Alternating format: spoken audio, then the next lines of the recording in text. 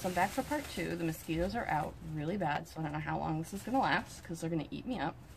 But between filming the first video and this one, I went to the pet shop and found out that my pet shop sells roaches now. So we're going to have a nice fun experiment of me feeding roaches for the first time.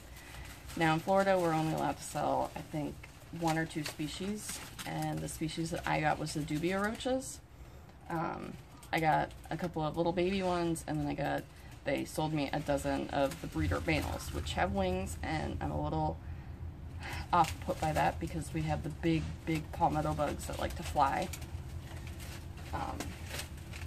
Right now my savannahs are kind of fighting each other. Not really fighting, but more or less asserting the dominance between the two because they know they're going to get fed.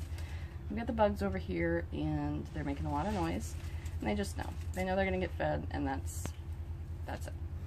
So to elaborate a little bit more on the handling of the savannahs, I'm going to see if I can't get one of them over here to help me demonstrate. I'm going to move this down a little bit so you guys can see them. And I use a lot of hand movements with them to kind of place them where I want, since they're more of a sight type of animal. If they see something move real quick, or if they hear something, they're gonna move in that direction or look in that direction. So I'm gonna shoot the camera down a little bit, see if I can't get one of them over here. Or I'm just gonna grab them, because once you get established, you can hold them. I mean, and this isn't necessarily manhandling. This is 2.5, 3 years of progress. But if you were to do this with a baby and just pick them up, you would see signs of stress. Now, signs of stress are they're struggling to get away from you. They close their eyes because they're trying to deprive their senses of what's going on around them. Now, as you can see, I'm just going to let her do what she wants. She's going to smell, she's going to wiggle, and she's going to get into a comfortable spot where she feels like she's not going to fall. She's going to wrap her tail around my arm. She's going to dig her claws in, and if she really wanted to, she could do some damage. And so I'm going to put her back down. So a couple of techniques, or what I was going to talk about and elaborate a little bit more about the hands and the hawks, is, as I showed you, your hands look like talons. Now these guys, you know, forage, so they're going to be digging in the ground, their head's going to be in the ground. If they don't hear or see that eagle or hawk that comes down and just splat, picks them up, and like I said, they're going to carry them off.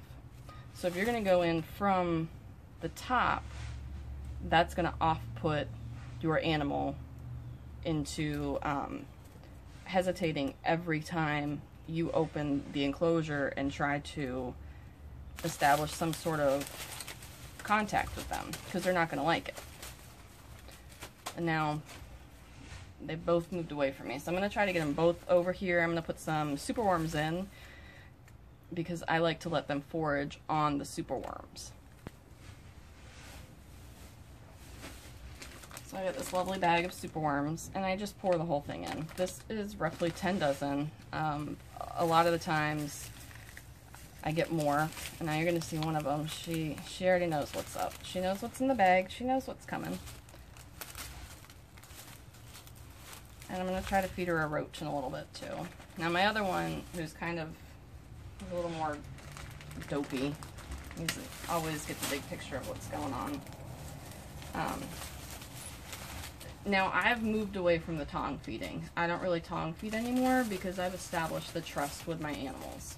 And they know me, they know what's going to happen, they know what's expected of them a little bit. And this isn't exactly, you know, the best meal for them, but this is something that when they don't have something big, they can just forage for it, because I feed right now mostly earthworms, and I have to supplement a little bit with like pinkies and fuzzies because I couldn't get the roaches. But now that I can get the roaches, I can feed the roaches full time, which is absolutely amazing. And you're going to see this is a display of dominance between the two. And this is why you need to watch when you have two in an enclosure, because they'll go after each other. So I'm going to feed a couple of roaches in a bowl, and this is also a good way for them to get inquisitive about things and dig and, what's the word I'm looking for? Enrichment. This is good enrichment for them. When people ask about enrichment, this is enrichment. This is what you want. Now, this one is my more, she's the more aggressive one. So, you gotta watch out for her. Alright, I'm gonna try to move this bowl. This bowl, this bowl. We'll do the little bowl. I'm gonna put this bowl here, and I'm gonna try not to scream because I really don't like roaches. But you know what? It comes with the territory. You gotta feed them. And we're gonna see how they react to the roaches.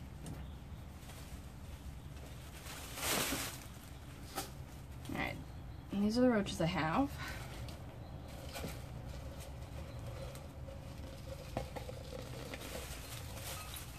And obviously, I got a very, very good reaction from her.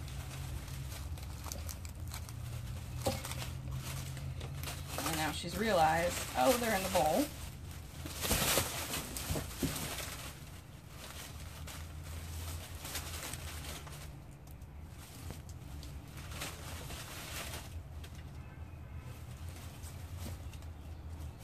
I just want to let you guys know, this is an outdoor enclosure.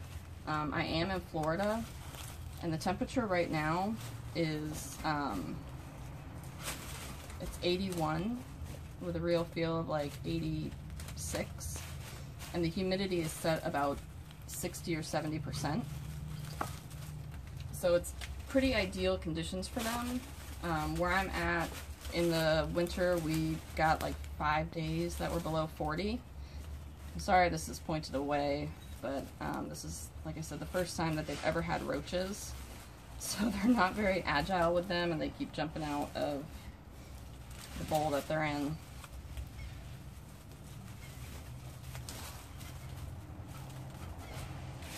And then they also gave me these big, like I said, male breeder roaches. Which these are ones that I'm really squeamish about because they have wings and I don't know if they're going to take off and fly. So like I said, if I scream, I am so sorry, but I don't like roaches. But we gotta do what we gotta do for our pets. And I'm hoping she will just shove her head right on in there, just like that, and get one.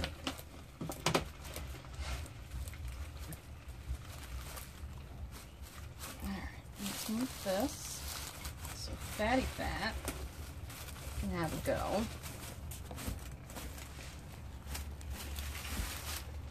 Look. There you go, buddy. And this is a little bit of enrichment as well, because they've got to chase these around